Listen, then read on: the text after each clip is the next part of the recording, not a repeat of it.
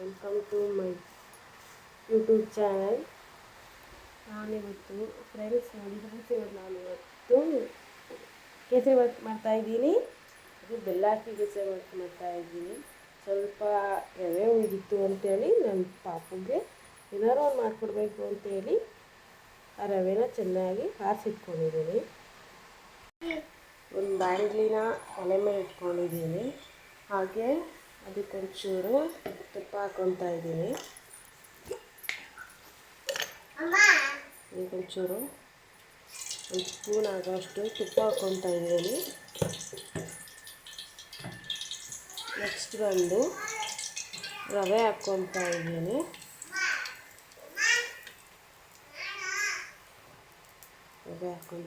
Friends, next ಚೌಟ್ ತೊಗೊಂಡು ಕ್ಲೀನಾಗಿ ಅದು ಎಲ್ಲೂ ಡ್ರೈ ಆಗೋ ಥರ ಕಲರ್ ಚೇಂಜ್ ಆಗುತ್ತೆ ಅಲ್ಲಿವರೆಗೂ ಅದನ್ನು ಡ್ರೈ ಮಾಡ್ಕೊತಾ ಇದ್ದೀನಿ.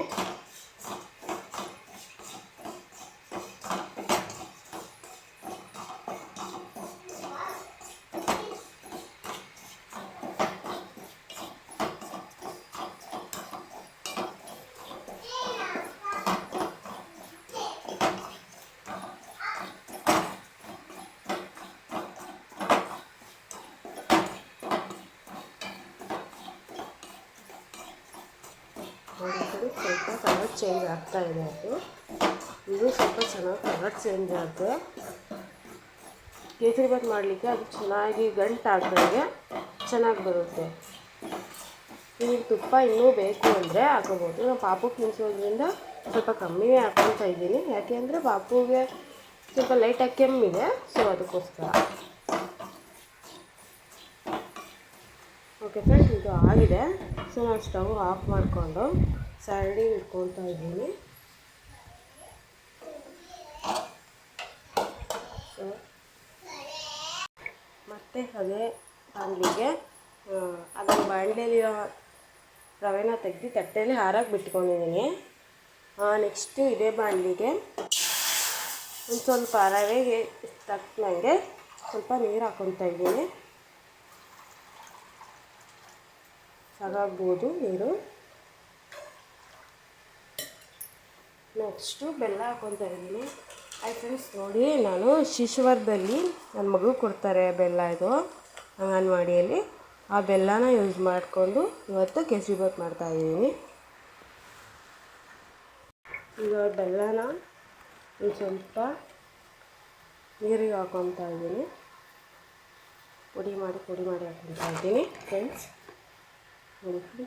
ನಿಮ್ಮ ಮನೇಲೂ ಈ ಥರ ಮಕ್ಕಳು ಇದ್ದರೆ ಈ ಥರ ಬೆಲ್ಲದಲ್ಲಿ ಮಾಡಿಕೊಟ್ರೆ ಮಕ್ಕಳಿಗೆ ಯಾವುದೇ ರೀತಿ ಶೀತ ಆಗಲಿ ಕೆಮ್ಮಾಗಲಿ ಆಗೋದಾಗಲ್ಲ.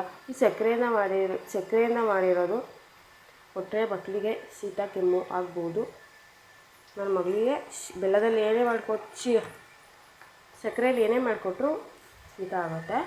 ಸೊ ಅದಕ್ಕೋಸ್ಕರ ನಾನು ಬೆಲ್ಲ ಹಾಕ್ತಾಯಿದ್ದೀನಿ. ಅದು ಅಂಗನವಾಡಿಯಿಂದ ಕೊಟ್ಟಿರೋ ಬೆಲ್ಲ.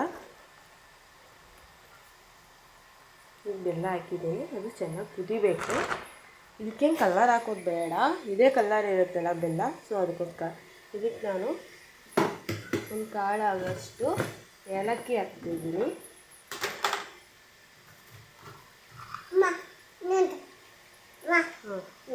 ಹಾಕ್ಕೊಟ್ಟೆ. ನಿಮಗೊಂದು ಬೇಕಾ? ನೋಡಿ ಫ್ರೆಂಡ್, ನನ್ನ ಮಗಳು ಏಲಕ್ಕಿ ಕೇಳ್ತಾ ಇದ್ದಾಳೆ ತಿನ್ನೋಕ್ಕೋಸ್ಕರ.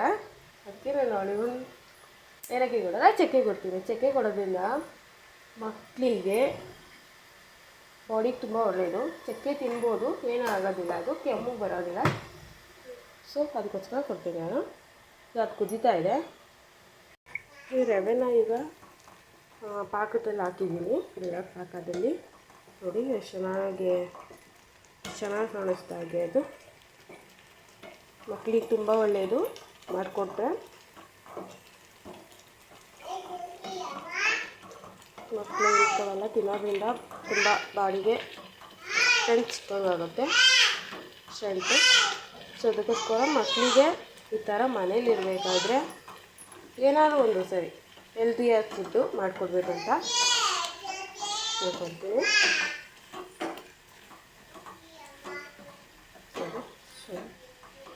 ಸೊ ನೋಡಿ ಫ್ರೆಂಡ್ಸ್, ಸೂಪರಾಗಿ ಬರ್ತಾ ಇದೆಯಲ್ಲ ಇದು.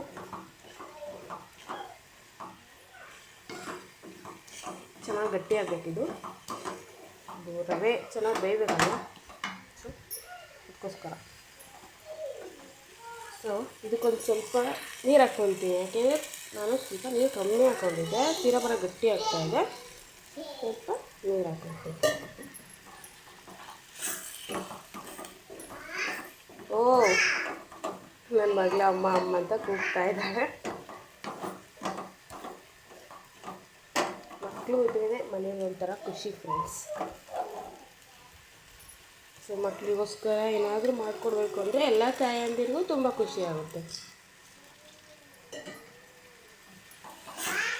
ಓ,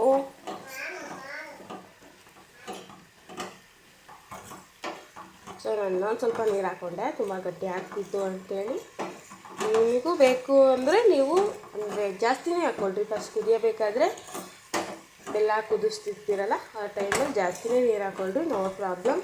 ಅದು ಚೆನ್ನಾಗಿ ಗಟ್ಟಿಯಾಗಿದ್ದ ಕೂಡಲೇ ಚೆನ್ನಾಗುತ್ತೆ. ಈಗ ಇದಾಗಿದೆ, ಸೊ ಸ್ವಲ್ಪ ಪ್ಲೇಟ್ ಮುಚ್ಚಿಬಿಟ್ಟು ಬಿಡ್ತೀನಿ ನಾನು. ಇನ್ನೂ ಸ್ವಲ್ಪ ಚೆನ್ನಾಗಾಗುತ್ತೆ ಅವಾಗ.